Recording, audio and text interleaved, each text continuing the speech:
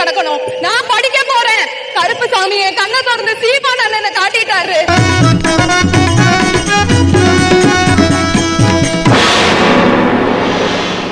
இவர்தான் ஹீரோவா? 1000 ரூபாதாராம் புள்ள அரிசி பருப்பு தாராம் ஏத்த மகள வாடி நம்ம ஓட்டு போட்டு வருவோம். 1000 ரூபாதாராம் அரிசி பருப்பு தாராம் ஏத்த மகள வாடி நம்ம ஓட்டு போட்டு வருவோம். என்ன மாதிரி இளைஞர்கள் இனிமே பேசி ஏமாத்த முடியாது, எதையும் காட்டி ஏமாத்த முடியாது. என் ஓட்டு, எங்க அம்மா ஓட்டு, என்ன மாதிரி எல்லாரும் ஓட்டும் இனிமே எங்க வாழ்க்கையை பத்தி யோசிக்கிற நாம் தமிழர் கட்சி விவசாய சின்னத்துக்கு மட்டும். ஈழ பிரச்சனைக்கு இவருக்கு சம்பந்தமே இல்லை. ஆமக்கரை தோட்டா நம்பர் 1 ஃப்ராடு. அதே சமயத்தில் அந்த சமயத்தில் விஜயலட்சுமின்றவங்க சொல்லியிருக்காங்க, உச்சகட்டத்தில் போர் இருக்கும்போது மதுரையில் ஒரு லாட்ஜில் உல்லாசமா இருந்திருக்காருன்றது அதை இதுவரைக்கும் மறுக்கல. உனக்கு வேணும்டா, உனக்கு இது வேணும் இந்த வேணும், உன் புத்திய செருப்பாலேயே அடிக்கணும்டா. 1.5 வயது குழந்தையிலிருந்து 85 கிழவி வரைக்கும் பாலியல் வன்கொடுமை. குழப்பத்துல பிறந்தவனே ஒரு டீ வாங்கி கொடுத்தானா எது வேணாலும் சொன்னார் சத்தியன். காவல் பெண்களுக்கு பொள்ளாச்சியில் நடந்த படுகொலை, பொள்ளாச்சியில் நடந்த அயோக்கியத்தனங்களுக்கு யார் பதில் சொல்லுவது? அது இந்த ஆட்சி மட்டுமல்ல, வாச்சாத்தியிலே இந்த ஆட்சி வந்ததற்கு பிறகுதான் 31 பேருக்கு தண்டனை பெற்றுக் கொடுத்திருக்கிறோம்.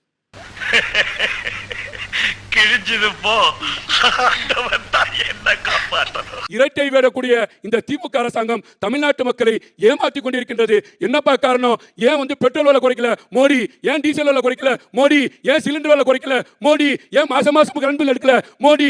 மோடி மோடி மோடின்னு எத்தனை நாள் தான் ஏமாத்த போறீங்க? வேண்டாம், கால் நூற்றாண்டுக்கு அப்புறம் உன் வாழ்க்கையில ஒரு சந்தோஷம் கிடைச்சிருக்குதுன்னு அகம்பாவத்துல ஆணவத்துல தலகால் தெரியாம ஆடாத.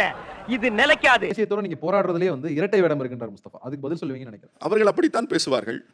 41 பேரை கொன்று விட்டு வீட்டில் போய் உட்கார்ந்து விட்டு சியமங்கள் என்று பேச தெரிந்தவருக்கு ஓடி ஒளிந்து ஏர்போர்ட்டுக்குள் ஓட தெரிந்து எனக்கு எதுவும் தெரியாது என்று 10 நாட்கள் கழித்து சியமங்கள் நான் இங்கதான் இருப்பேன் வாங்கன்னு சொல்றது கோழைத்தனம் இல்லையா? நீ கேட்ட ஒவ்வொரு கேள்வி என்ன செருப்பால் அடிச்ச மாதிரி இருக்குடா. மாதிரி இல்ல, உண்மையிலே செருப்பால தான் அடிச்சேன். சரி, ஃபீல் பண்ணாத. மக்கள் வயப்பட வேண்டும், மக்களோடு பயணிக்க வேண்டும், மக்களுக்காக வாழ வேண்டும், மக்களுக்காக உயிரை கொடுக்க வேண்டுமே தவிர மக்களின் உயிரை எடுத்துவிட்டு பட்டினப்பாக்கத்தில் போய் ஒளிந்து கொள்கிறவர் எல்லாம் தலைவர் என்று சொன்னால் எப்படி ஏற்றுக்கொள்ள முடியும்? இதில் நாங்கள் தான் என்று சொல்லுகிறார். குறைந்தபட்சம் இந்த நாட்டின் கல்விக்கான நிதியை தடுத்து நிறுத்திய போது விஜயின் வாய் எங்கே போனது? நான் இதுவரைக்கும் விஜயின் பெயரை சொல்லி பேசியதில்லை. இன்றைக்கு பேசுகிறேன். உங்களை பேச வச்சிருக்காரு. அயோக்கியத்தனத்தின் உச்சம். வாய் திறக்க வக்கற்றவர்கள், கிள்ளுக்கிறைகளாக யாரோ ஒருவர் கொடுத்த அஜெண்டாவுக்காக, நாக்பூர் கும்பலினுடைய RSS மறைமுக அஜெண்டாவிற்காக இங்கே வாய்க்கிளிய வக்கரை பேசுகிறவர்கள். அதுவரைக்கும் ஊழல் குறித்து வாய் பேசவில்லை. ஊழலால் தண்டிக்கப்பட்டது அம்மையார் ஜெயலலிதா, வாய் திறந்து பேசவில்லை. திமுகவின் எந்த தலைவரும் ஊழல் குற்றச்சாட்டில் சிறை செல்லவில்லை. போராடி இருக்கிறோம். எங்கள் பக்க நியாயத்தை நிலைநிறுத்துவதற்கு போராடி இருக்கிறோம். என் சர்வீஸ்ல இந்த மாதிரி ஒரு கேவலமான ஜென்மத்தை நான் பார்த்ததே இல்ல சார். இப்ப இந்த மெடல் இப்ப என்ன சொல்ல சொல்லுங்க சார். ஜெய் ஸ்ரீராம் நான் சொல்லுவேன், ஜெய் ஸ்ரீராம். அல்லாஹு அக்பர் சொல்லுங்க, அல்லாஹு அக்பர். பிரைஸ் த லார்ட் சொல்லுங்க, பிரைஸ் த லார்ட் நான் சொல்லுவேன். எங்க தமிழ் பேச சொல்ல சொல்லுங்க பார்க்கலாது. சமத்துவம் சமூக நீதினு பேசுறீங்கல்ல, ஜாதி மதம் எல்லாம் ஒன்று தானே, எல்லா கடவுளும் ஒன்று தானே. நான் சொல்றேன்ப்பா, நான் 3 மதத்தையும் சொல்றேன். அதையும் தாண்டி புத்திசம் சொல்லுங்க நான் சொல்றேன். எங்க தமிழ் பேச வந்தீங்க, ஜெய் ஸ்ரீராம் சொல்ல சொல்லுங்க பார்க்கலாங்க. சமத்துவம் சமூக நீதினா என்ன? எல்லாரும் ஒன்று தானே, சொல்ல சொல்லுங்க பார்க்கலாம். Open challenge. இப்போ நான் ஓப்பன் சேலஞ்ச் எங்க சொல்ல சொல்லுங்க பார்க்கலாம். கேட்கிறோம்ல சொல்றது கண்டிப்பா போடுவேன். என் மொழிக்கு என் கடவுளுக்கு புரியுற மொழியிலான கந்தனுக்கு அரோகரா முருகனுக்கு அரோகரா தான் போடுவேன். முருகன்ட்ட போய் நான் ஏன் ஜெய் ஸ்ரீராம்னு போட போறேன்? ஜெய் ஸ்ரீராம்னு போட்டா அவன் சங்கி.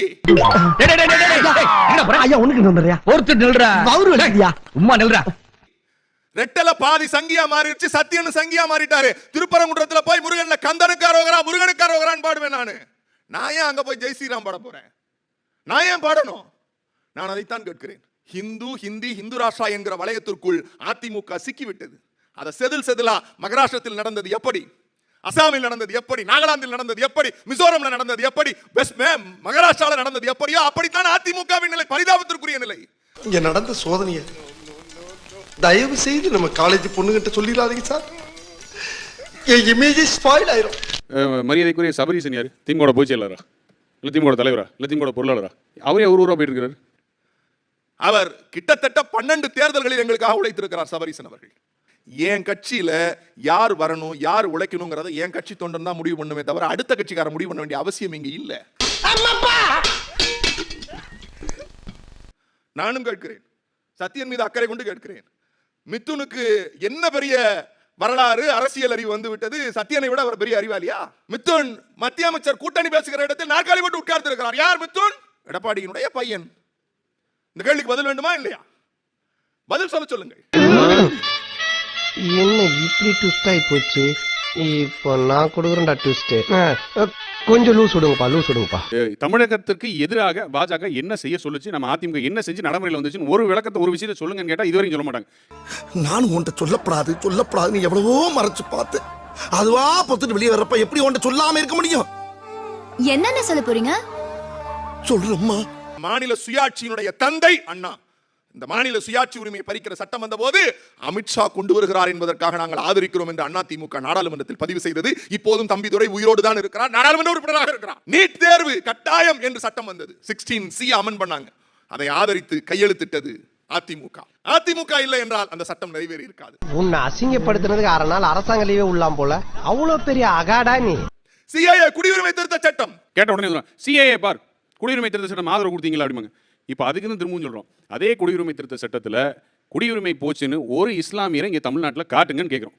எப்படின்னா சத்தியன் சொன்னார் சிஏவால் என்ன பிரச்சனை சார்? இன்னைக்கும் 2 பேர் டெல்லி திகார் சிறையில் செத்துக்கிட்டு இருக்கான் சார். எதுக்கு தெரியுமா? சிஏவுக்காக போராடிய ஜேஎன்யூ மாணவர்கள், என் தம்பிமார்கள், இஸ்லாமிய பெருங்குடியில் பிறந்த என் தம்பிமார்கள் 2 பேர் செத்துக்கிட்டு இருக்காங்க. உச்சநீதிமன்றத்தில் கேட்பதற்கு நாதி இல்லை. தூக்கிப்பிடி. என் மேல 176 வழக்கு. இதே எடப்பாடி பழனிசாமி. எத்தனை பெண்கள் கைது செய்யப்பட்டார்கள் சிஏஏ கொடுஞ்சட்டத்தில்? ஆட்சியில இருக்கிற வரைக்கும் அந்த கைதை ரத்து செய்யவோ வழக்கை ரத்து செய்யவோ இந்த எடப்பாடி பழனிசாமிக்கு துணிவு இருக்கிறதா?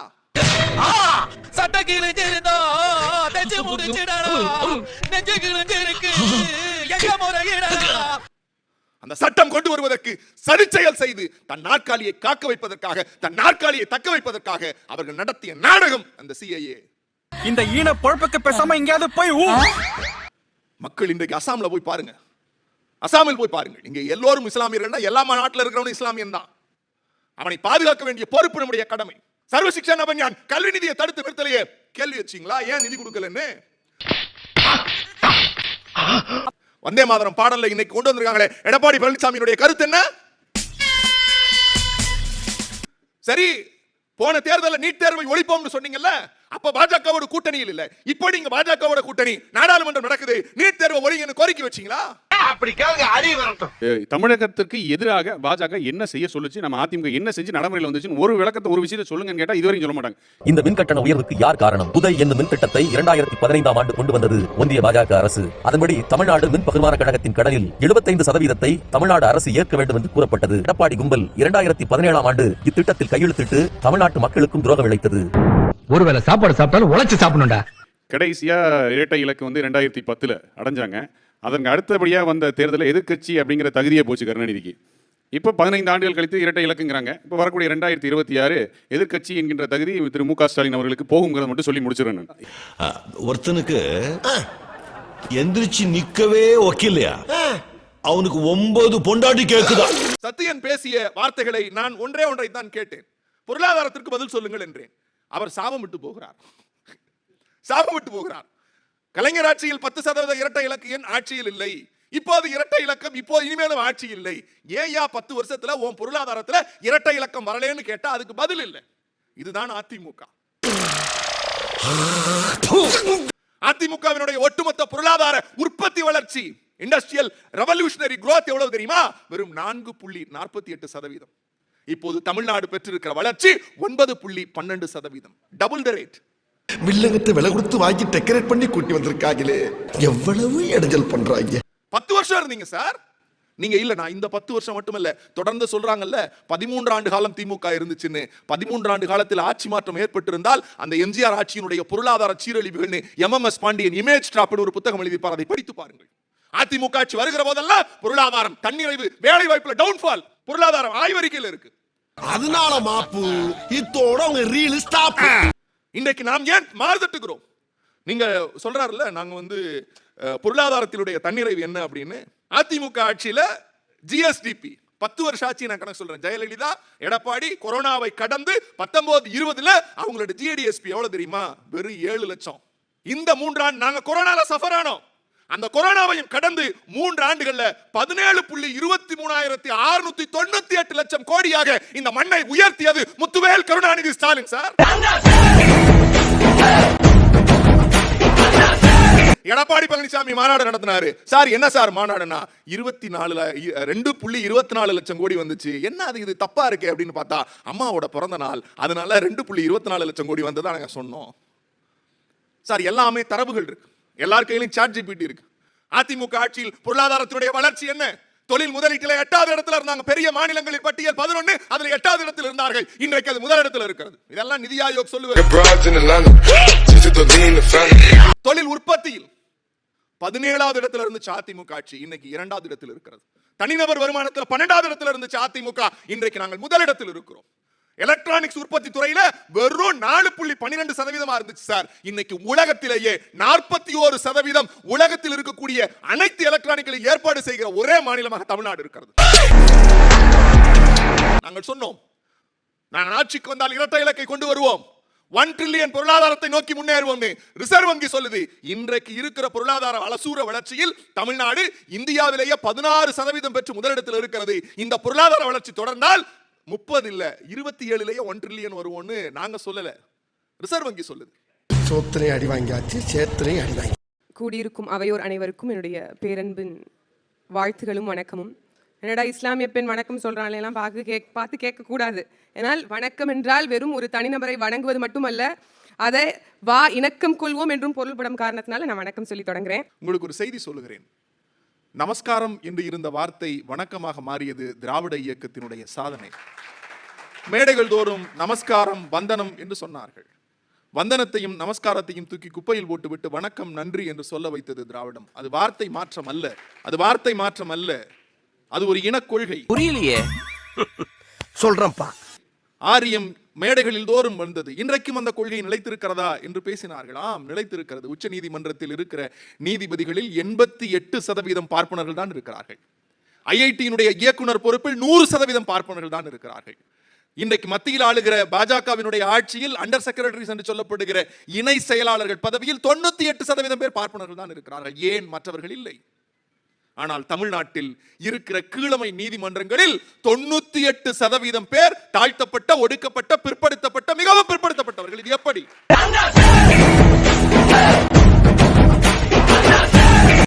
ஐயா திருமாவளவன் அவர்கள், விசிகாவுடைய தலைவர், அவருக்கு கொள்கை இருந்தாலுமே கூட இந்த 25 ஆண்டு காலத்துல அவரால் எடுத்த கொள்கைக்கு உண்மையும் நேர்மையுமாக நிக்க முடியல. ஏன்னா நம்ம எல்லாருமே குற்றம் சாட்டக்கூடிய விஷயமாக வேங்கை வயல் எடுத்துக்கிறோம். உனக்கு புரியல புரிய வேண்டாம், புரிஞ்சுக்க ஆசைப்படப்படல. அதுவல்ல, நீங்கள் பேசலாம், நீங்கள் என்ன வேண்டுமானாலும் பேசலாம். பெருகரண்டி வைத்திருக்கிறவர்கள் எப்படி வேண்டுமானாலும் ஆற்றி பேசலாம். நாங்கள் கையில் எண்ணெய் வைத்திருக்கிற கரண்டி வைத்திருக்கிறோம், பார்த்து பக்குவமாய் தான் ஆட்ட முடியும். வேங்கை வயல் ரொம்ப சென்சிட்டிவான இஷ்யூ சார். அதுல உள்ளர போய் பாத்தீங்கன்னா சிக்கல் அவ்வளவு இருக்கு. நீதிமன்றமும் சமூக கட்டமைப்பும் பார்த்து பேசணும். வாய்க்கு வந்ததையெல்லாம் வேங்கை வயல் என்கிறார்கள். நான் மன அழுத்தத்தோடு பேசுகிறேன், மன அழுத்தத்தோடு வேதனையோடு பேசுகிறேன். குடிக்கிற தண்ணீரில் ஒருவன் மலம் கலக்கிறான், அதற்கு சாதி காரணமா இருக்கிறதா என்று அந்த கோப்புகளுக்கு உள்ளே போய் பார்த்தால் அது இல்லை, சாதிய பிரச்சனை இல்லை. நீதிமன்றம் சொல்லுகிறது. இன்னைக்கு கைது செய்யப்பட்டிருக்கிறவர்கள் சார், ஒரு வழக்க ஒரு நொடியில காவல்துறையால முடிக்க முடியும். ஆனால் தமிழ்நாட்டினுடைய காவல்துறை கண்ணியம் காத்தது, அவசரம் காட்டவில்லை. இந்த பிரச்சனை தீர விசாரிப்போம், அறிவியல் தொழில்நுட்போடு விசாரிப்போம் என்று இன்றைக்கு நீதிமன்றம் பாராட்டுகிறது. வேங்கை வயல் வழக்கை சிறப்பாக வழக்கு நடத்தி இருக்கிறீர்கள். அரஸ்ட் பண்றதுக்கு எவ்வளவு நேரம் சார் ஆகும்?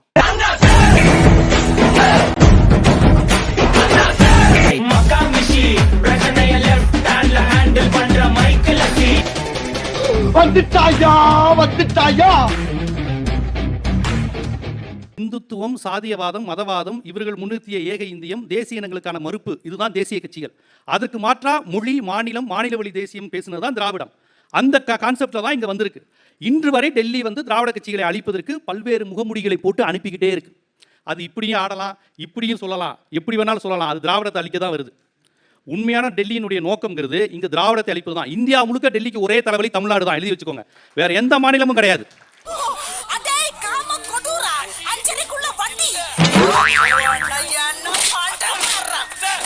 இன்று வரை பாருங்க, இந்தியாவில் வளர்ச்சி மகாராஷ்டிராவில் யாருக்கான வளர்ச்சி?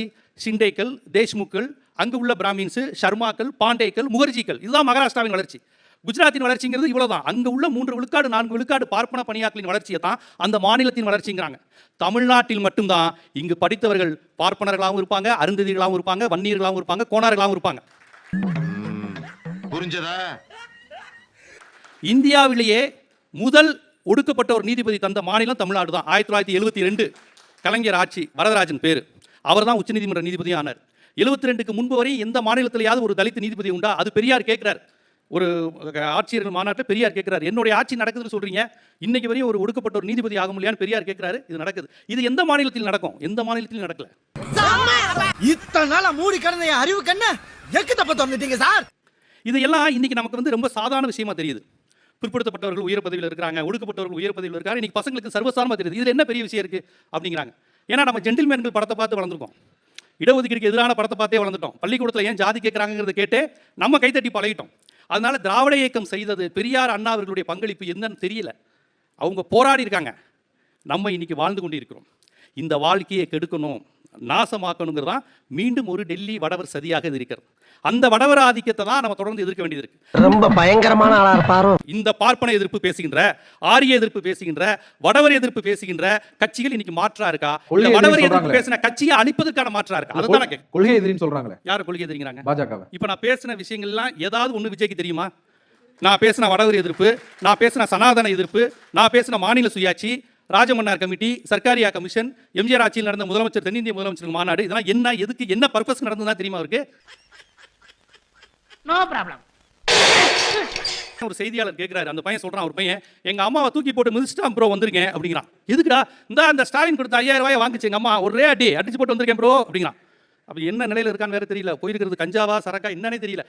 நான் குமார் அவசரப்பட்டிய இப்படி பேசுறான், எங்க அம்மாவை தூக்கி போட்டு அடிச்சு வந்திருக்கேன் ப்ரோ. அதெல்லாம் இங்க புழக்கத்துல இருக்கிறதுக்கு யாரு காரணம்? அவங்க அதனால தான் மாற்ற வேண்டும். திராவிட கட்சி தான் உங்களுக்கு முத அபின் மது சாராயத்தெல்லாம் உருவாக்குச்சு. அவையார் காலத்துல, திருவள்ளுவர் காலத்துல இல்ல. என்னங்க இது? அதாவது ஒரு கட்சி கட்டமைப்பு, தொண்டர்கள் பாருங்க எப்படிப்பட்ட கட்சியா இருக்கு, எப்படிப்பட்ட தலைவர்களா இருக்காங்க. ஒரு கட்சி மீட்டிங் நடக்குங்க, அந்த மீட்டிங்ல ஒருத்தர் இறந்து போயிட்டார். யாருமே எந்த ஒரு கட்சி தலைவரும் தான் தொண்டர் இறக்கும்னு நினைக்க மாட்டாங்க. அது உண்மைதான், அப்படி அவங்க பண்ண மாட்டாங்க. ஆனா இறந்ததுக்கு அப்புறம் தான் கட்சி மீட்டிங் வந்து ஒருத்தர் இறந்துருக்கான், குறைந்தபட்சம் தலைவன் வீட்டுக்கு போகணும் இல்லையா? போய் அந்த பாதிக்கப்பட்ட தாயை கட்டிப்பிடிச்சு அழணும் இல்லையா? ஜெகன்மோகன் ரெட்டி வீட்டு கல்யாணத்துக்கு மட்டும் போறாரு, எந்த போலீஸ் பாதுகாப்பும் தேவையில்லையா? அதுக்கு பணக்காரங்க வீட்டு கல்யாணத்துக்கு மட்டும் விஜய் போக தெரியுது, கீர்த்தி சுரேஷோ, சமந்தாவோ, நயன்தாராவோ, திரிஷாவோ அவங்க வீட்டு ஃபங்க்ஷனாக மட்டும் போக முடியுது. அப்போ போலீஸ் ஃபங்க்ஷன் இல்லையா? நான் அதை போகிறதுலாம் தப்புங்க இல்லை, நண்பர்கள். ஏன்னா அவருக்கு நண்பர்கள் அவங்க மட்டும்தான், வேற அரசியல் உணர்வுடையவர்கள், கருத்தாளர்கள், தமிழ் தேசிய இயக்க சிந்தனை, சமூக நீதி போராளிகள் அவருக்கு நண்பர்களாக இருக்க போறாங்க. அவருக்கு அதை மட்டும் அவங்ககிட்ட மட்டும் தாங்க அவரால் பேச முடியும். அது தப்பு கிடையாது. கற்றாரே காமுருவர், அவங்க சப்ஜெக்ட் அதானே. மாப்பிள்ள அந்த படத்தில் டான்ஸ் கிளப்பிட்ட போல, நீ பின்னிட்ட, யார் அது புது ஹீரோயின், இப்படி மட்டும் தான் டைலாக் பேச தெரியும் விஜய்க்கு. 52 வயசு வரையும் ஒருவர், இது மட்டும்தான் இது. படிப்பறிவும் அவருக்கு இல்லை, இது அவரே சொல்லியிருக்காரு, நான் தப்பா எடுத்துக்காதீங்க. இந்த திராவிட அரசு படிக்க வைக்காத ஒரு பிள்ளைகள் அவரும் ஒருத்தர் பாவம். 12ஆம் கிளாஸ் வரை தாங்க படிச்சிருக்காரு, அதுக்கப்புறம் படிப்பு வரலன்னு அவரே சொல்லியிருக்காரு. அவங்க அப்பாவும் கெஞ்சி கெதிரி ஒரு டிகிரி பண்ணி விட்டுருங்கன்னு இருக்காரு. காலேஜ் வந்து 1 மாசத்துல நாளைய தீர்ப்பு ஷூட்டிங் போயிட்டாரு. ஸோ அவருக்கு படிப்பறிவும் இல்லை, புத்தக அறிவும் இல்லை, வாசிப்பும் இல்லை, அனுபவமும் கிடையாது, சமூக சிந்தனையும் கிடையாது, ஒரு ஏழை வறுமையை பற்றி உணரக்கூடிய வாய்ப்பும் இல்லை. இவர் வந்து இந்த திராவிட அரசுக்கு மாற்றுனா எப்படி நம்புறது?